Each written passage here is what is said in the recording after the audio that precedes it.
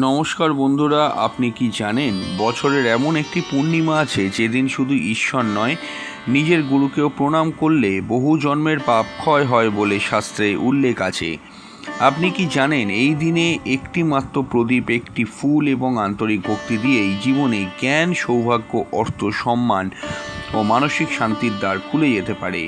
কিন্তু অনেকেই একটি বড় ভুল করেন, ভুল সময়ে পূজা করেন কিংবা এমন কিছু কাজ করেন যা এই পবিত্র তিথির শুভ ফল অনেকাংশে কমিয়ে দেয়।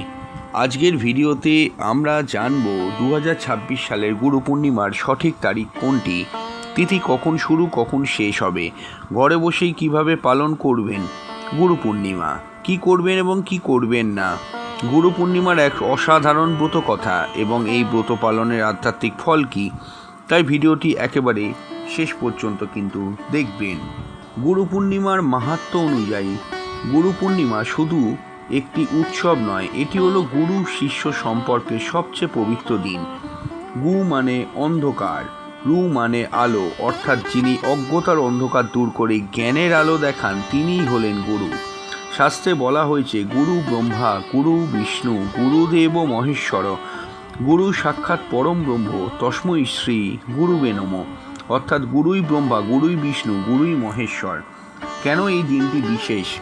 এই দিনটিকে মহর্ষি বেদব্যাসের জন্মতিথি হিসাবে মানা হয়। তিনি বেদকে 4 ভাগে বিভক্ত করেছিলেন, রচনা করেছিলেন মহাভারত, 18টি পুরাণ সংকলন করেছিলেন। তাই এই দিনকে ব্যাস পূর্ণিমাও বলা হয়। আজকের দিনটি সকল শিক্ষক, আধ্যাত্মিক গুরু, দীক্ষাগুরু, পিতামাতা এবং জীবনের পথপ্রদর্শকদের প্রতি কৃতজ্ঞতা জানানোর দিন।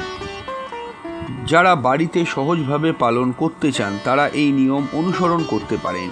সকালে ভোরে উঠে স্নান করুন, পরিষ্কার বা হলুদ কিংবা সাদা পোশাক পরুন, পূজা স্থানে পরিষ্কার কাপড় বিছিয়ে শ্রীকৃষ্ণ, শিব, নারায়ণ অথবা নিজেদের গুরুদেবের ছবি স্থাপন করুন। একটি ঘিয়ের প্রদীপ জ্বালান, ধূপ, ফুল, ফল এবং মিষ্টি নিবেদন করুন। সম্ভব হলে গুরুমন্ত্র জপ করুন। যদি গুরুমন্ত্র না থাকে তাহলে 108 বার বলুন ওং গুরুবে নমঃ অথবা ওং নমো ভগবতে বাসুদেবায় নমঃ। গুরু, শিক্ষক অথবা পিতামাতার চরণ স্পর্শ করে আশীর্বাদ নিন। যদি তারা কাছে না থাকেন ফোন করে প্রণাম জানাবেন। সামর্থ্য অনুযায়ী দরিদ্র মানুষকে খাদ্য, বস্ত্র বা বই দান করুন। এদিন ধর্মগ্রন্থ পাঠ করলে বিশেষ শুভ ফল লাভ হয়। এই দিনে সত্য কথা বলুন, রাগ নিয়ন্ত্রণ করুন, ক্ষমা করুন, গাছে জল দিন, গরুকে খাদ্য দিন, পাখিদের জন্য জল রাখুন, জপ, ধ্যান ও প্রার্থনা করুন, গুরুকে দক্ষিণা বা উপহার দিন। যদি গুরু না থাকেন তবে কোনো দরিদ্র ছাত্রকে সাহায্য করুন।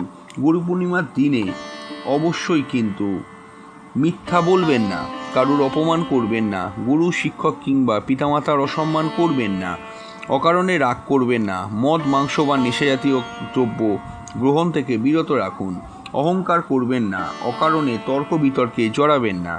এবার শুনুন একটি সুন্দর ব্রত কথা। অনেক বছর আগে একটি দরিদ্র যুবক ছিল। তার পড়াশোনার খুব ইচ্ছা ছিল কিন্তু অর্থ ছিল না। একদিন সে এক মহান ঋষির আশ্রমে পৌঁছায়। ঋষি তাকে শিষ্য হিসেবে গ্রহণ করেন। বছরের পর বছর সে অত্যন্ত নিষ্ঠার সঙ্গে গুরু সেবা করে। সে কখনো অলসতা করেনি, কখনো গুরুর আদেশ অমান্য করেনি। একদিন গুরু পূর্ণিমার সকালে সে নিজের হাতে সংগ্রহ করা কয়েকটি বুনো ফুল গুরুদেবের চরণে নিবেদন করল। তার দেওয়ার মতো আর কিছুই ছিল না। গুরু মৃদু হেসে বললেন, তোমার এই ভক্তি পৃথিবীর সবচেয়ে মূল্যবান দক্ষিণা। বছর কয়েক পরে সেই সাধারণ যুবক অসাধারণ পণ্ডিত হয়ে ওঠে। রাজাও তার কাছে শিক্ষা নিতে আসেন। লোকেরা অবাক হয়ে জিজ্ঞাসা করলেন, তোমার এই সাফল্যের রহস্য কী? তিনি শুধু একটা কথাই বলতেন, গুরুর আশীর্বাদ ছাড়া কোনো জ্ঞান সম্পূর্ণ হয় না। এই কাহিনীর শিক্ষা হলো, অর্থ দিয়ে নয়, ভক্তি, শ্রদ্ধা এবং নিষ্ঠা দিয়েই গুরুকে সন্তুষ্ট করা যায়। শাস্ত্রীয় বিশ্বাস অনুযায়ী গুরু পূর্ণিমা আন্তরিক ভক্তি ও শ্রদ্ধার সঙ্গে পালন করলে জ্ঞান ও বিবেক বৃদ্ধি হয়, শিক্ষাক্ষেত্রে উন্নতি হতে পারে, মন শান্ত হয়, গুরু কৃপা লাভের পথ সুগম হয়, আধ্যাত্মিক সাধনায় অগ্রগতি আসে, পরিবারের শুভ শক্তির প্রভাব বৃদ্ধি পায়, নেতিবাচক চিন্তা ধীরে ধীরে কমতে শুরু করে, জীবনে সঠিক সিদ্ধান্ত নেওয়ার শক্তি বৃদ্ধি পায়। তবে মনে রাখবেন, এগুলি ধর্মীয় ও আধ্যাত্মিক বিশ্বাসের ভিত্তিতে প্রচলিত ফল। জীবনের বাস্তব ফল অনেকাংশে নিজের কর্ম, অধ্যাবসায় ও আচরণের ওপর নির্ভর করে।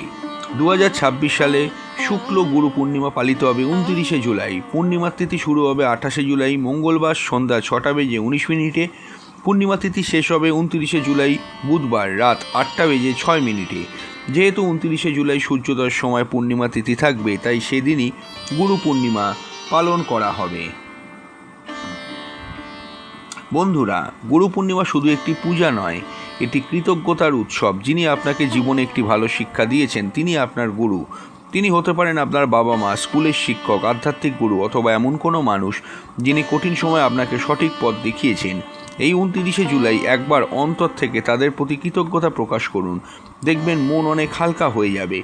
যদি আজকের ভিডিওটি ভালো লেগে থাকে তাহলে ভিডিওটি লাইক করুন, পরিবারের সদস্য ও বন্ধুদের সঙ্গে শেয়ার করুন এবং আমাদের চ্যানেলটি সাবস্ক্রাইব করে পাশে থাকা বেল আইকনটি চাপতে ভুলবেন না। সবাইকে আগাম শুভ গুরু পূর্ণিমার আন্তরিক শুভেচ্ছা।